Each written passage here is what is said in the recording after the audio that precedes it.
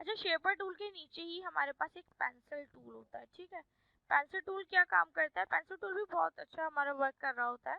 Pencil जो है जब आप यूज कर रहे होते हो तो बहुत ही आपको रफ लग रही होती है, ये देखो, लेकिन जब हम इसको छोड़ते हैं तो ये बहुत फाइन हो जाती है। सी, इस तरीके से अगर आपने पेंसिल से भी कोई चीज ड्रॉ करनी है तो वो भी आप बना सकते हैं, कोई शेप या XYZ कुछ भी।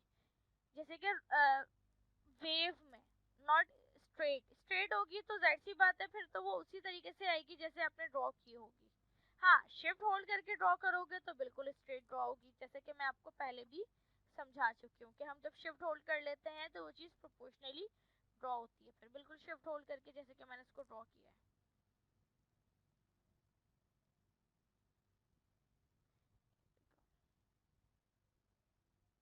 अच्छा, ये लाइन टेढ़ी इसलिए हुई क्योंकि मेरी स्मार्ट गाइड ऑन नहीं थी। आप लोग भी जब काम करो तो अपनी स्मार्ट गाइड ऑन करके काम कर किया करो, ठीक है। स्मार्ट गाइड आप ऑन कर लो, व्यू, और ये आ गई हमारी स्मार्ट गाइड, ठीक है। इससे हमें फायदा क्या होगा, मैं एक और शेप ड्रॉ कर लेती हूँ यहाँ पर, लाइक दैट। अब मैं इसी की ऑल्ट दबा के कॉपी ले रही हूँ तो देखो मेरे पास पिंक लाइंस आ गई हैं। पिंक लाइंस मुझे बता रही हैं कि भाई आप बिल्कुल स्ट्रेट लाइन पे इस चीज को कॉपी लेके रख रहे हो या ऊपर नीचे हुआ। ये देखो पिंक लाइन गई, इट मींस कि हमारी जो है अलाइन डिस्टर्ब हुई है। पिंक लाइन आ गई, वो बिल्कुल स्ट्रेट आ रही है, इट मींस कि अलाइन बिल्कुल प्रॉपर है। देन सी, ठीक है। तो ये जो पिंक लाइन होती है कि हमें बहुत ही मतलब स्मार्ट गाइड बेसिकली जो होती है ये बहुत ही हेल्पफुल रहती है हमारे आर्टबोर्ड में, जब हम जो है ना वर्किंग कर रहे होते हैं, अपना आर्टबोर्ड बना रहे होते हैं, डिजाइनिंग कर रहे होते हैं। क्योंकि हर चीज को हम जो है ना फिर अलाइंस में से जाकर अलाइन करना हमारे लिए इजीली नहीं हो रहा होता है। जो काम हम 10 मिनट में कर रहे होते हैं फिर वो स्मार्ट गाइड ऑफ होने की वजह से वो चीज 15 मिनट पे चली जाती है या 14 मिनट पे चली जाती है, ठीक है। तो स्मार्ट गाइड ऑन रहती है तो हम जो है ना इजीली लेवल में और अलाइन के साथ अपना काम कर सकते हैं, ठीक है जी। नाउ इसी के नीचे हमारे पास एक और शेप टूल है, बेसिकली स्मूथ टूल, ठीक है। स्मूथ टूल क्या काम करता है, जैसे कि मिसाल के तौर पर मैं पेन टूल से रफली ड्रॉ, चलो पेन टूल से नहीं, मैं पेंसिल से कुछ रफली ड्रॉ कर देती हूँ, ठीक है। ठीक है, जैसे कि ये है, क्लोज कर लेते हैं। स्मूथ टूल जो है बेसिकली जो आपका जो रफ पार्ट होगा उसको वो स्मूथ करने का काम करता है, ठीक है। अब जैसे कि मैं यहाँ पे करती हूँ, ये देखो,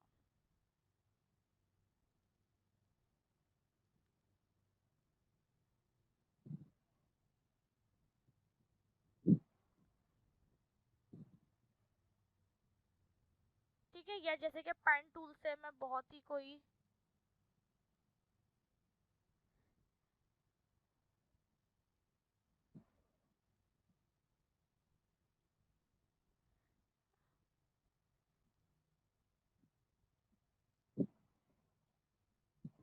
रफ मैं करके ड्रॉ कर लेती हूँ उसको, देन स्मूथ टूल आप इस चीज को सही कर सकते हो।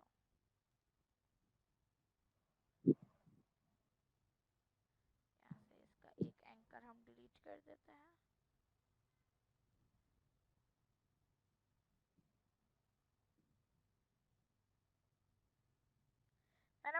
मैंने जो लोगो वगैरह बनाती हूँ उसको जब हम रेंडर नहीं मतलब जैसे कि हम उसको जब फाइनलाइज कर लेते हैं तो उसके अंदर बहुत सारी चीजें ऐसी होती हैं जिसमें एजेस निकल आती हैं, वो राउंड नहीं हो पाती या डिस्टर्ब कर रही होती हैं, तो फिर स्मूथ टूल के थ्रू हम उस चीज को सही और प्रॉपर कर लेते हैं।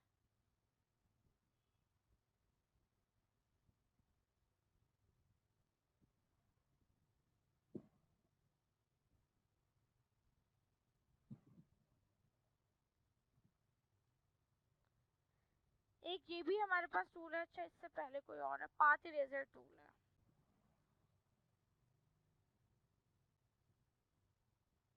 इस तरीके से अगर आपने दरमियान से कोई पाथ को इरेज करना है तो वो भी आप कर सकते हो इसके थ्रू। इस तरीके से ये यहाँ पर तो नहीं होगा, मैं यहाँ पे करती हूँ, जैसे कि रेक्टेंगल मैंने ड्रॉ किया है, पाथ इरेजर टूल। अब लाइक मैं चाह रही हूँ कि दरमियान में एक लोगो है, ठीक है, जैसे कि मैं अपना ही नाम दे देती हूँ यहाँ पे,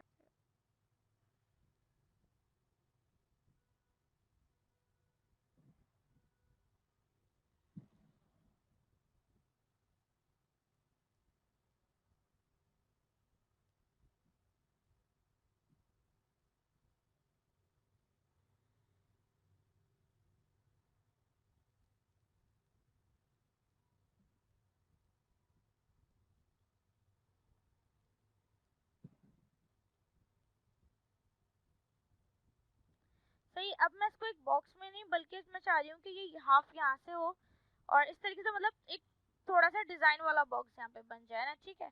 तो सिंपली आप अलग अलग जगहों से अपने पाथ को इरेज भी कर सकते हो पाथ इरेजर टूल से। जैसे कि मैं चाह रही हूँ कि ये यहाँ से इरेज हो जाए, ये चीज़ यहाँ से इरेज हो गई है। मैं चाह रही हूँ कि ये यहाँ से इरेज हो जाए और यहाँ से भी, ठीक है। तो इस तरीके से अगर आपने कोई भी पाथ को इरेज करना हो तो इजीली पाथ इरेजर टूल के थ्रू आप इरेज कर सकते हो। और भी टूल्स होते हैं जैसे कि सिजर है, नाइफ है, यूज करने के लिए पाथ को इरेज करने के लिए, मतलब एक एक एंकर पॉइंट को रिमूव भी करने के लिए।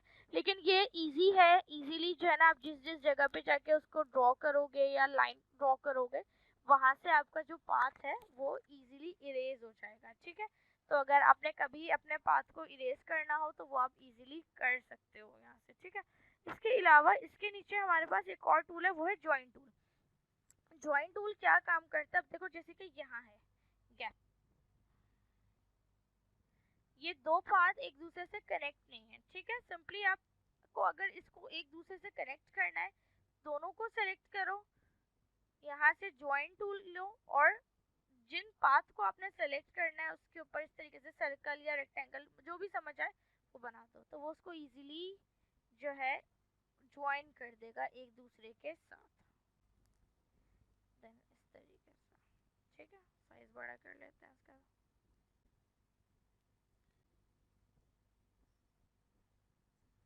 अच्छा जी, अब आ जाते हैं यहाँ पर इन टूल से रिलेटेड।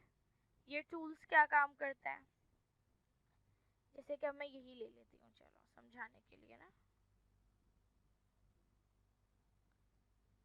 ये है हमारा इरेजर। इरेजर टूल क्या काम करता है, इरेज करने का, ठीक है। अब जैसे कि अगर हम फोटोशॉप पे काम करते, कोई पिक्चर उठाते हैं और उसको हम इरेज करते, अगर हैंड के पास से इरेज करते तो वो हाथ को रिमूव करके दे देता है इरेज, जैसे कि हमारा इंक रिमूवर वर्क कर रहा होता है, ठीक है। लेकिन इलस्ट्रेटर में थोड़ा सा डिफरेंट काम होता है। इलस्ट्रेटर में इरेज तो वो करता है लेकिन वैसे इरेज करता है जितना उसका साइज है, बस उतना। इसका साइज इतना है तो ये सिर्फ इतना ही इरेज करके देगा। अगर आप दरमियान से इसको इरेज करोगे तो ऐसे, और फिर ये जो है अपना पाथ एक दूसरे से कनेक्ट कर लेगा और ये वैसे ही इफेक्ट अप्लाई हो जाएगा जैसा उसमें पहले से था। इसमें ऐसा नहीं होता है कि आप जो हो ना हाफ इरेज कर दो, जैसे कि मैं यहाँ से हाफ इरेज कर दूं और जो है ना वो चीज खत्म हो जाए यहीं पर ही, जैसे कि मैं इतना हटा दूं और ये जो है ना इसी तरीके से यूं राउंड बना हुआ आ जाए, ऐसा नहीं होगा। क्यों, क्योंकि जो है बेसिकली ये जो इरेजर टूल होता है ये आपके पाथ को क्लोज करके दे रहा होता है।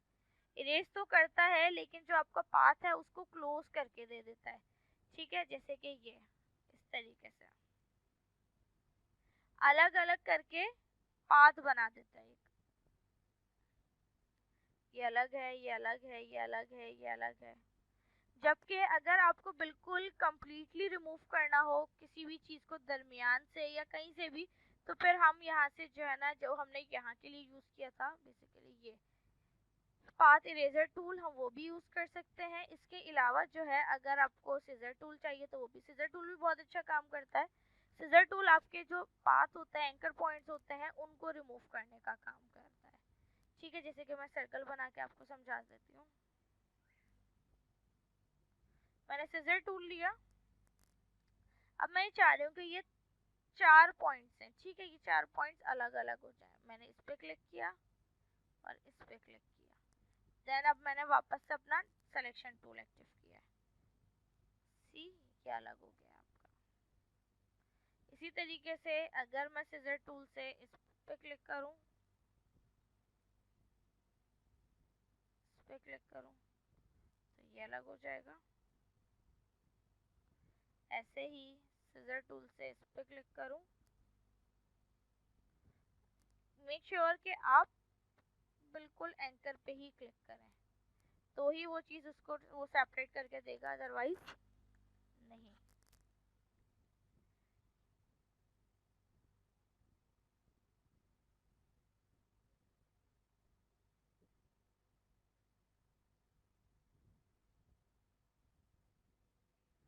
है सर्कल ही ये, ठीक है, लेकिन हमने पाथ को अलग अलग करके सेपरेट कर दिया है, यानी कि सिजर से कट कर दिया है। आप फिर मुझसे ये कहोगे कि हम डायरेक्ट सिलेक्शन टूल सेलेक्ट करके भी तो कर सकते थे। डायरेक्ट सिलेक्शन टूल से हम उसको सेलेक्ट करके अलग नहीं कर सकते थे, मिटा सकते थे, ठीक है। हमें मिटाना नहीं था, हमें उसको डिवाइड करना था, अलहदा करना था, जब भी हमने सिजर टूल से उस चीज को अलहदा किया, ठीक है। और इस चीज को ये देखो ध्यान में रखो कि ये जो सर्कल है ये भी आपके जो है ना स्क्वायर से मिलके बनता है, लेकिन ये स्क्वायर नहीं, बेसिकली डायमंड शेप है, होगा ये भी स्क्वायर ही है। देखो मैंने स्क्वायर लिया, शिफ्ट होल्ड करके ड्रॉ कर रही हूँ और शिफ्ट होल्ड करके ही इसको इस पॉइंट से रोटेट कर रही हूँ। अभी तो मैं आपको समझा रही थी सिजर और बाकी चीजें रिलेटेड। अच्छा अब हमारे पास रह गई है नाइफ। नाइफ क्या काम करती है, जो काम इरेजर कर रहा होता है वही काम हमारा नाइफ का होता है, लेकिन बस दोनों में फर्क इतना है, इरेजर क्या करता है, इरेजर हमें प्रॉपर एक सर्कल दे देता है। इस सर्कल को आप छोटा बड़ा भी कर सकते हो, जैसे कि मैं स्क्वायर ब्रैकेट यानी कि क्लोज स्क्वायर ब्रैकेट प्रेस करके बड़ा कर रही हूँ, और इन स्क्वायर ब्रैकेट से हम इसको छोटा भी कर सकते हैं, ठीक है। अब आप जितना भी दरमियान में स्पेस रखना चाह रहे हैं रिमूव करने के लिए आप उतना रख सकते हो।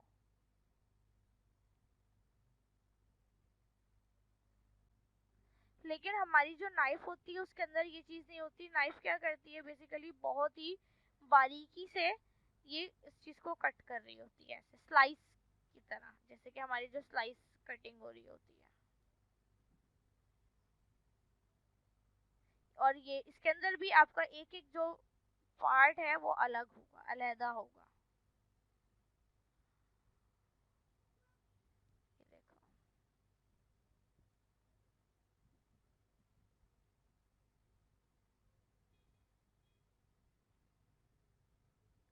ये चीज कट नहीं हुई है इस पॉइंट से, जब ये एक दूसरे के साथ ज्वाइंट है।